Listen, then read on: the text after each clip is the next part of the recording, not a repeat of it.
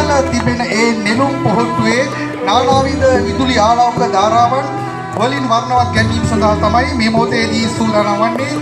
ඒ වෙනුවෙන් මා ගෞරවනීය වාවිදී ඔබ කිසිදා නොදැකපු මාදුපිටියේදී කිසිදා නොදැකපු ඒ අසිරිමත් අවස්ථාවට තමයි මේ අවස්ථාවේදී ඔබ මේ ඔබගේ දැසට දිස්වන්නේ කොළඹ පිහිටි ධාරාවන් පහන් කූඩුවේ තිබෙන ඉහළ අහසේ ඔබට දිස්වන්න පුළුවන්. මේ පහන් කූඩුව අත්තර රැඳී සිටින පින්වතුනි තමන්ගේ දැස් ඉහළට යොමු කරන්න. කොළඹ තිබෙන නෙළුම් කුළුණේ නොදැකපු ඔය අසිරිමත් මේ ආලෝක රටාවන් ඔබගේ නෙතට දැන් මේ අවස්ථාවේ දිස්සෙනවා ඇති. ඒ වගේම ඊළඟට සූදානම් වන්නේ මා පෙර සඳහන් කළ ආකාරයටම නිවන් දකින්න ඔරිජිනල් නෙළුම් කුළුණේ නොමැති තවත් අංගයක් මේ මාදුපිටියේ පහන් කූඩුවේ විවෘත කිරීම සඳහායි.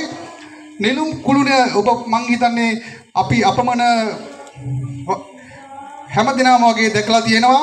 ඒ නෙළුම් කුළුණ තියෙන්නේ නෙළුම් පොහොට්ටුවක් ආකාරයෙන්. හැබැයි මේ මාදුපිටියේ නිර්මාණය කරලා තියෙන නෙළුම් කුළුණ නෙළුම් පොහොට්ටුවක් විදියට නෙමෙයි නෙළුම් මලක් ලෙසටත් දිස් වෙනවා. ඒ ආකාරයෙන් තමයි මේ පහන් කූඩුව නිර්මාණ කටයුතු කරලා තිබෙන්නේ.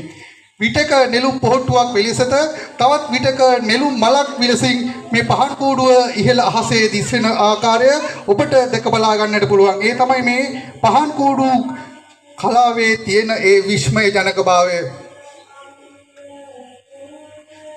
මේ සඳහා මේ නෙළුම් පොහොට්ටුවේ නෙළුම් මල් විවෘත කිරීම සඳහා ඒ කියන්නේ නෙළුම් පොහොට්ටුව නෙළුම් මලක් කිරීම සඳහා තමයි මේ අවස්ථාවේදී සූදානම් වන්නේ. ඒ වෙනුවෙන් මා ගෞරවයෙන් ආරාධනා කරනවා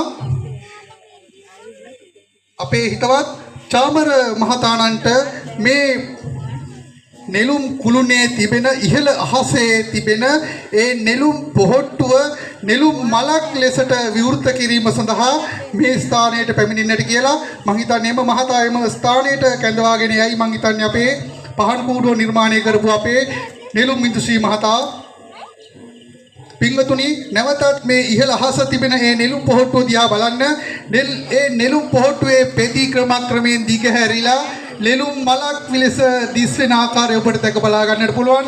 ඒ විතරක් නොමේ ඒ තුසිත දිව්‍ය ලෝකයේ ඉඳලා ඒ වැඩ සිටි ඒ දිව්‍ය රාජයා ක්‍රමයෙන් අහසට සෙවෙන ආකාරයත් ඔබට දැක බලා ගන්නට පුළුවන්. මං හිතන්නේ වෙනත් පහන් කූඩු වලට නැති විශේෂිතම අංගයක් තමයි මේ අවස්ථා දෙකේදීම ඔබට දැක බලා ගන්නට පුළුවන් වන්නේ. මේ සියලු දෙනාම ඉහළ අහස දෙසට යොමු කරන්න.